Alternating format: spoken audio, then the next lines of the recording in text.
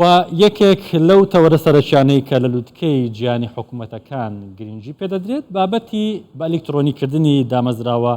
حکوومیەکانە و کابینی نوێمی حکوومەتی یاریمی کوردستانیش بە سەرۆکایەتی مەسرور بارزانی گرنگیشی زۆری داوەتە و بابەتە و وەچەرخانی استراتیژی ئەلکترۆنی هەنگاوەکانی ڕوبەڕووبوونەوەی گەندەڵی خێراتر دەکات و دەبێتە هۆی ئەوەی کە کارەکانی هاوڵاتیان لە فەرمانگە حکوومیەکان بە شێوەیەکی خێراتر و ئاسانتر جێبەجێ بکرێت. بۆ قسەکردنی زیاتر لەسەر ئەم بابەتە هیوافەندی بەر لەوەی کە میوانەکەمان وەربگرین کە هیوافەندیە سەرۆکی فەرمانگەی تەکنۆلۆژیای زانیاری حکوومەتی هەرێمی کوردستان ڕاپۆرتێک دەبینین و دەگەڕینەوە وڵاتە.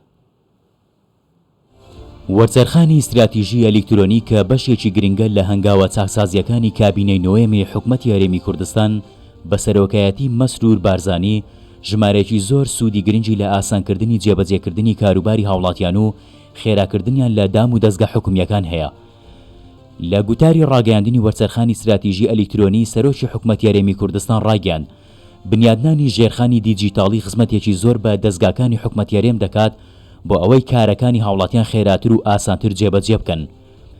هەر لە باسی گرنگی وەرزەرخانی استراتیژی ئەلکترۆنی مەسرور بارزانی سەرۆکی حکوومەتی هەرێمی کوردستان ئاماژەی بەوەشدا هەبوونی ژێرخانی دیجیتاڵی هەنگاوێکی گرنگە بۆ برەودان بە شەفافیەت و ڕێگریکردن لە گەندەڵی. پێشبینی دەکرێت تا ساڵی 2025 حکوومەتی هەرێمی کوردستان بچێتە لیستی ئەو حکوومەتانەی کە ئەلکترۆنین و ژێرخانی دیجیتاڵیان هەیە. ئەمەش مانای بەهێزکردنی هەنگاوەکانی ڕوبەڕووبوونەوەی گەندەڵی خێراکردنی گەیشتن و کۆکردنەوەی زانیاریەکان لە سەرجەم فەرمانگاکانی حکوومەت دەگەیەنێت. وەرزەرخانی استراتیژی ئەلکترۆنی ڕۆڵێکی گرنگ و بەرچاوی هەیە لە بنەبڕکردنی گەندەڵی و ڕێگریکردن لە بەهەدەردانی سامانی گشتی. هەروەها ئەم پڕۆژە ڕێگا بە خاوەنکارەکان دەدات لە ڕێگەی ئەلکترۆنیەوە کۆمپانیاکانیان تۆمار بکەن و کارەکانیان ئاسانتر بکرێت. ئەوەش کاریگەری دەبێت لە سەرفراوانکردن و بەرەو پێشوەبردننی کەرتی وەبەرهێنان. یەکێک لە پڕۆژەکانی وەرزەرخانی استراتیژی ئەلکترۆنی دەسەبەرکردنی ڤیزای ئەلکترۆنیە. هانی خەڵکی بیانی و گەشتیاران دەدات زۆرتر سەردانی هەرێمی کوردستان بکەن و کەرتی گەشتیاری گەشە بکات. پێشتر فەرمانگەی تەکنۆلۆژیای زانیاری حکوومەتی هەرێم لێکتێگەیشتنێکی لەبارەی پێشکەشکردنی خزمەتگوزاری بە هاوڵاتیان لە ڕێگەی بە دیجیتاڵکردنی سیستەمی پاراستنی کۆمەڵایەتی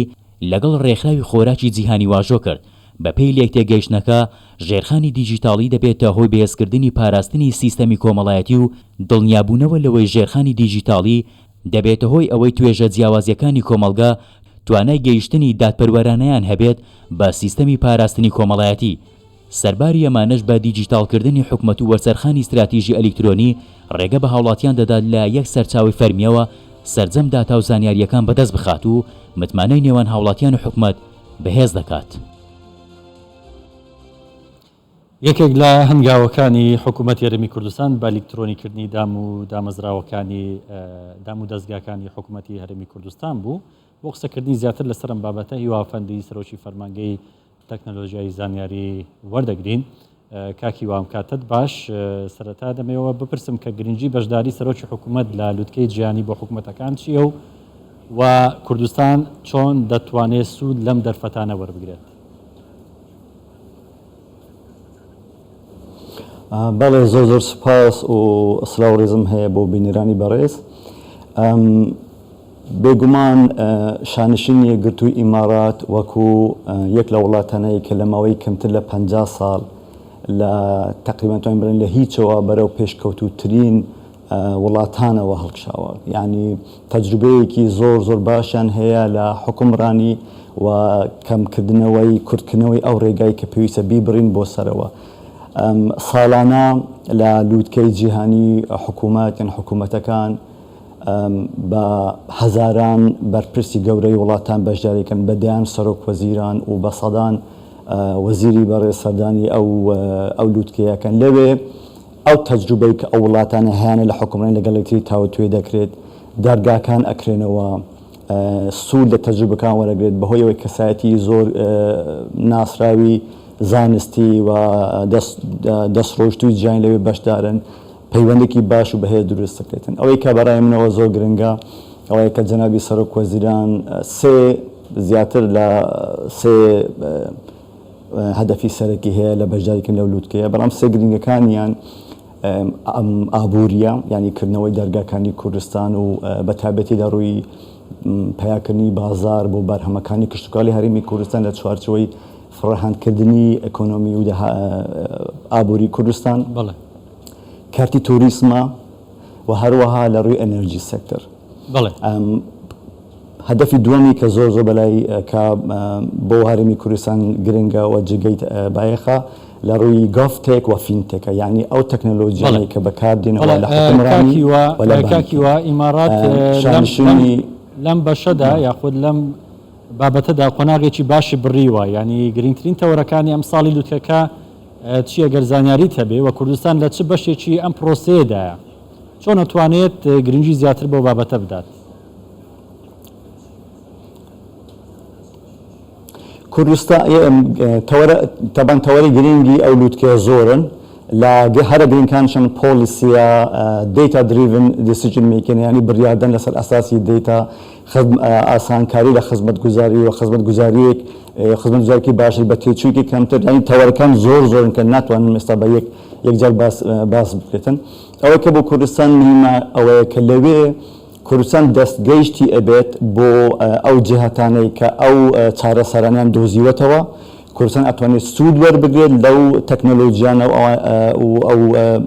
حالانەی کە لەوێ جێبەجێ کراون ئەتوانێتن دەرگاکانی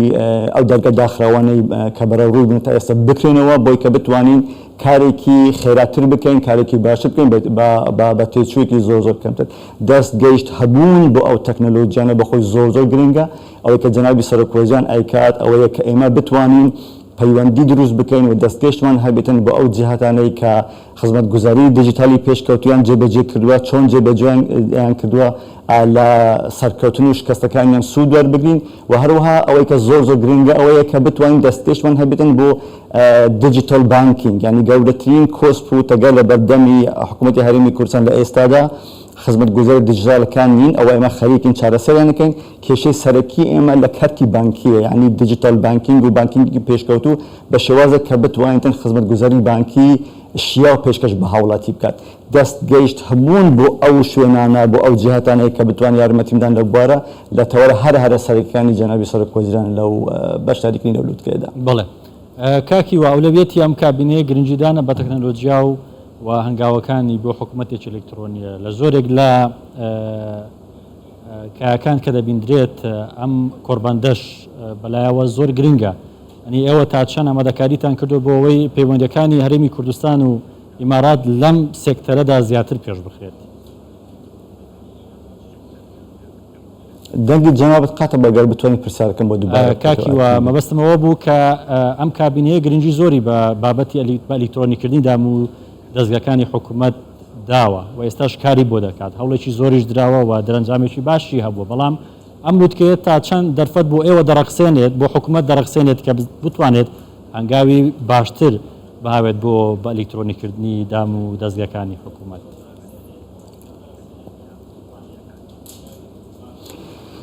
هەروەک باسم کرد لە یەکێک لە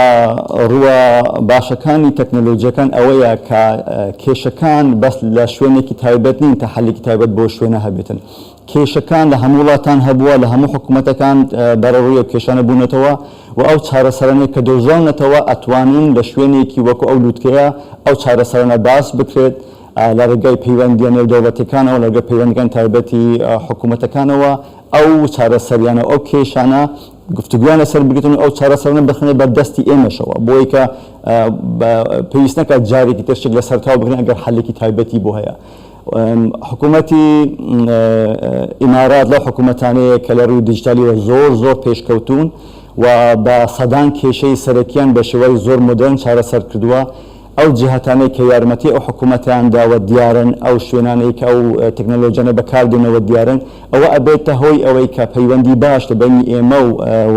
شانشینی گرتووی ئیمارات وا بکات ئەمە بتوانین بە ئاسانتر سوود لە ئەزمموی ئەوان وەربگرین و تا ڕادەیەک ئەو شتێک کە بەکار هاتوو وەکو خۆی چ بیکڕین چ بماندرێتەوە خۆی بەکاری بینەوە کەواتە پرۆسەی بەرەو پێشچوون خێراتەکەات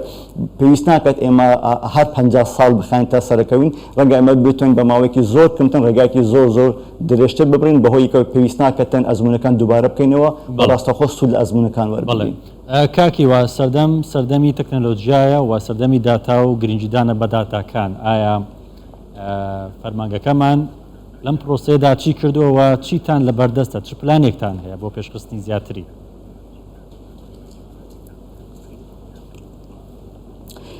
یەکێک هەموو ئەو ئەهدافانەی کە جەنابی سەرۆک وەزیر لە بەرخاتری پێکەنی ئەو ئامانجانە سەردانی ئەو لوتکەی کردووە ئەوەیە کە کوردستان بەهێزتر بکرێت و هەروەها حکوومەتێک کە خزمەتی هاوڵاتیەکات بێتەکایەوە لەو چوارچەیەوە ئێمە تەکنەلۆژیا بەکارێنین لە دەستپێکی ئەم کابینەوە جەنابی سەرۆک وەزیران ڕۆیەکی زۆڕوونی هەبوو بۆ تەکنەلۆژیا دیجیتالەکان قورساتیەکەی لە 3 ساڵی یەکەمدا بوو بە حکمی ئەوەی کە پرۆژەکانی ژێرخان درێژخایانن ینی بەرهەمەکانیان زوو دیار نابێتن ئەوەی کە ئەتوانم بڵێم ئەوەیە کە لە خلالی ئەو 3-4 ساڵێکی ئیشمان کردووە ژێرخانەکان هەمووی تەواو بوون بە تایبەتی ژێرخانەکانی تەکنیکی فیزیکی وەکو دیتا سنتەر ژێرخانەکانی دیتا وەکو بانکی زانیاری دانیشتوان بەدەیان پرۆژە ئێستا لە جێبەجێکردندا لە ڕۆژانی داهاتوو جەنابی سەرۆک وەزیر 1-2 پرۆژە نوێ ڕاگەین کە ئاگاداریە بن بەدەیان پرۆژە جێبەجێکراوە ئەوەی کە ئەتوانم بڵێم ئەوەیە ئێمە ئەگەر بەو ئارەسێ بەردەوام بین تا ساڵێکی تر ساڵۆنیوێکی تر ئەتوانین کوردستان بگەینە نقطەیەک کە ئیتر خەڵک بیری بچێتەوە کە پێش ئێستا چۆن تەعامل لەگەڵ حکوومەت کردو ئێمە ئەمانەیە دوا بکەین کە تەعاملی خەڵک لەگەڵ حکوومەتەکەی خۆی ئەمانە ئاسان بێت کە بتوانین لە ماڵی خۆی لە پشت ئامێرەکەی خۆی لە هەر کات و ساتێک کە بێت دەستگەشتی بۆ ئامێرە نابێت زۆر پرۆژە لەو بوارەوە لە بەردەمماندایە و ئینشاءالله بەو زوانە یەکەیەکە ئەلامیانکەن و جەنابی سەرۆک بەڵێ کاکی وە یەکێک لە بربەستەکانی بەردەم پێشخستنی زیاتری سێکتەرەکان لە هەرێمی کوردستان سیستەمی بانکیە و لەو لوتکەیەشدا بێگومان لە پەراوێزی کۆبنەوەکان باسی سیستەمی بانکی دەکرێت هەرێمی کوردستان تا چەند توانیوێتی لە ڕێگەی فەرمانگەوە سیستەمی بانکی ڕێک بخاتەوە بۆی سەرنجی وەبەرهێنەرانی بیانی ڕابکێشێت بۆ هەرێمی کوردستان ئێوە تا چەند هاوکار بوونە لەگەڵ حکوومەت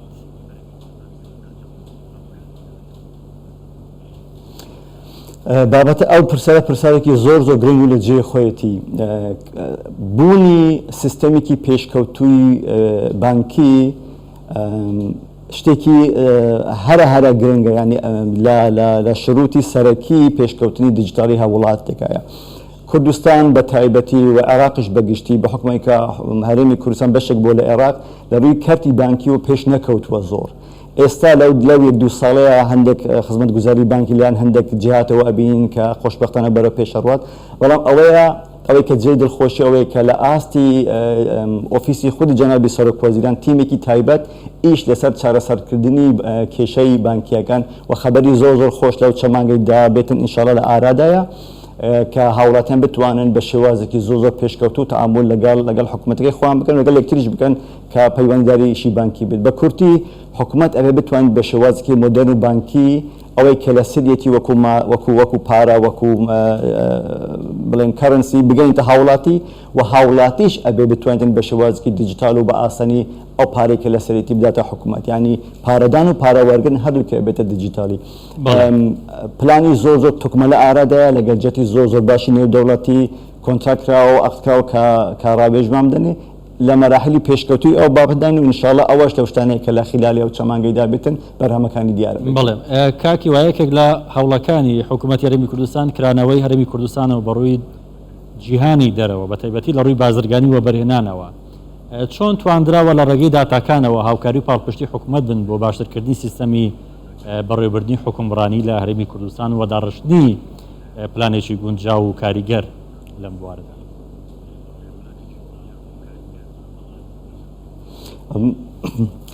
ئەو پرسیارێکی زۆر گرنگە هەرێمی کوردستان بۆی بتوانێتن و بەرهێنەری بیانی بێنتە کوردستانەوە پێویستە ئاسانکاری بۆ بکات یەکێک لە ئاسانکاریەکان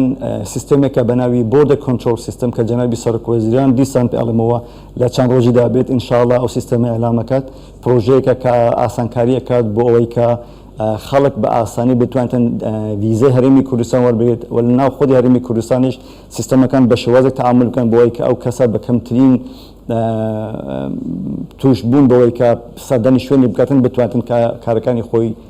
ڕاپەڕێنن دواتر سیستەمێکی تر کە ئەوش هەر لەو دوو هەفتەیە ئەلامەکرێت سیستەمی نوێی تۆماری کۆمپانیەکانە بۆ کەسانێکانەوەی کۆمپانیا هەرمی کوردستان تۆمار بکەن کە ئەو سیستەمانە هەمویان ڕەبتی یەکترن لەگەڵ یەکترە ئیشەکەن کەواتە بۆ ئەوەی کە بتوانین ئاسانکاری بکەین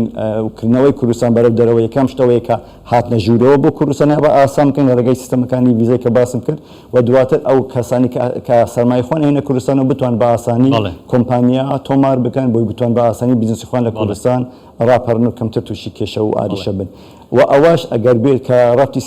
کە ڕەبتی سیستەمەکانی بانکیە بێتن و ئاکات کە خەڵکەکە تەعاملێکی زۆر ئاسان و تەجروبەیەکی زۆر